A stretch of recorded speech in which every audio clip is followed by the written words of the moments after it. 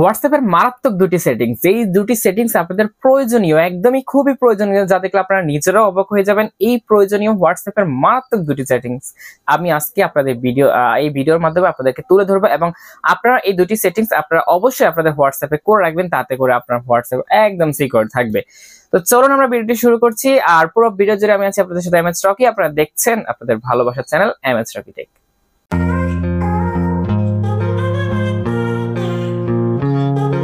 এটা দেখানোর জন্য জাস্ট আমরা চলে আসছি আমাদের হোয়াটসঅ্যাপে, এবং হোয়াটসঅ্যাপ থেকে আপনারা যে কাজটা করবেন সেটা হচ্ছে এখান থেকে যে 3 ডট নামে যে অপশনটি রয়েছে আমরা এখানে ক্লিক করব। এখানে ক্লিক করার পর আমাদের সামনে এরকম সেটিংস নামে একটা অপশন পাবেন, আমরা সেটিংসে চলে যাব। সেটিংসে আসার পরে আমরা এখান থেকে প্রাইভেসি নামে যে অপশনটা পাবো এখানে ক্লিক করব।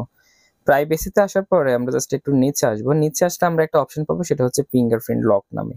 এখন আসুন, ফিঙ্গারপ্রিন্ট লকটা আপনাদের কি কি কাজে লাগবে। এই ফিঙ্গারপ্রিন্ট লকটা যদি আপনারা অ্যাক্টিভ করে রাখেন তাহলে কি হবে, আপনার ফোনটা যদি অন্য কেউ কখনো লগ ইন করতে, মানে আপনার হোয়াটসঅ্যাপটা যদি অন্য কেউ কখনো অন্য ফোন থেকে যদি ডিভাইসে যদি লগ ইন করতে চায় তখন কিন্তু আপনার ফিঙ্গারপ্রিন্টটা অবশ্যই লাগবে। ফিঙ্গারপ্রিন্ট ছাড়া কিন্তু সেটা লগ ইন হবে না। সো এরকম বিশেষ কিছু গুরুত্বপূর্ণ কাজে কিন্তু আপনার ফিঙ্গারপ্রিন্ট লকটা যদি আপনি অ্যাক্টিভ করে রাখেন তাহলে কিন্তু আপনার হোয়াটসঅ্যাপটা অনেক সিকিউর থাকে। সো সেটা কিভাবে অ্যাক্টিভ করবেন এটা একটু দেখাই। আমরা ফিঙ্গারপ্রিন্ট লকে ক্লিক করব, তারপর দেখুন এটা এখান থেকে অ্যালাউ রয়েছে, আমরা এটাকে অ্যালাউতে ক্লিক করে দিব। তারপরে আমাদের ফিঙ্গারপ্রিন্টটা এখানে দিয়ে দিব। তো আমরা ফিঙ্গারপ্রিন্টটা দিয়ে দিয়েছি, এখন আমাদের ফিঙ্গারপ্রিন্টটা কিন্তু অ্যাক্টিভ হয়ে গেছে। এখন যদি আমি আমার হোয়াটসঅ্যাপ থেকে বের হয়ে যাই, ধরুন আমি আমার হোয়াটসঅ্যাপ থেকে এখন বের হয়ে গেছি, এখন পুনরায় আমি আমার হোয়াটসঅ্যাপে আবার ঢুকবো। দেখুন হোয়াটসঅ্যাপে ঢুকতে চাইলেই কিন্তু আমাকে ঢুকতে দিচ্ছে না, লকটা ফিঙ্গারপ্রিন্ট দিতে বলতেছে আমাকে। তো আমি আমার ফিঙ্গারপ্রিন্টটা দিয়ে দিয়েছি, দেন আমি কিন্তু হোয়াটসঅ্যাপে ঢুকতে পারতেছি। এই হচ্ছে মজার একটা বিষয় যে আপনি যখন হোয়াটসঅ্যাপে ঢুকবেন, এই যে আমি ঢুকতেছি, আমাকে কিন্তু ঢুকতে দিচ্ছে না, আগে আমার ফিঙ্গারপ্রিন্টটা দিতে হবে, তারপরে কিন্তু আমাকে ঢুকাবে। তো এটা চমৎকার একটি কাজ ছিল, যেটা আমার কাছে খুবই ভালো লেগেছে, আপনাদের সাথে তাই আমি শেয়ার করছিলাম।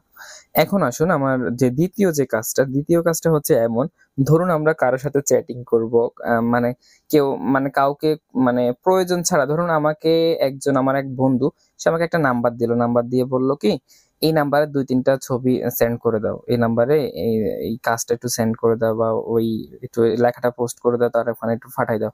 শেষ, মানে ওর সাথে, ওকে আমি চিনিও না জানিও না, জাস্ট বলছে যে হয়তো কোনো একটা কাজে আমাদের এখানে অনেক নাম্বার সেভ করতে হয়, সেভ করে কিন্তু তাকে পাঠাতে হয়। তো সেভ ছাড়াই কিন্তু আপনি তার সাথে সেটিং করতে পারবেন। সাময়িক সময়ের জন্য তাকে পাঠালেন, তারপরে তো আর তার সাথে কাজ নাই, সো এটা আমার সেভ করার কোনো প্রয়োজন নেই।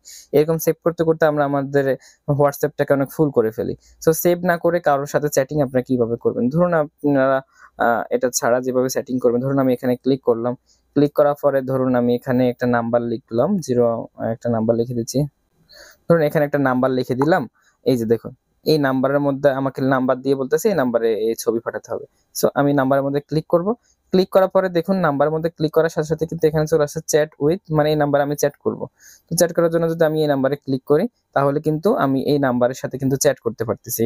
হ্যাঁ, এই নাম্বারের সাথে কিন্তু খুব সহজে কিন্তু আমি চ্যাট করতে পারতেছি, মানে চ্যাট নাম্বারটা সেভ ছাড়াই কিন্তু চ্যাট করতে পারতেছি। সো নাম্বারটা ছাড়াই কিন্তু আমি এখানে কিন্তু চ্যাট করতে পারতেছি, এটা খুবই একটা গুরুত্বপূর্ণ বিষয়।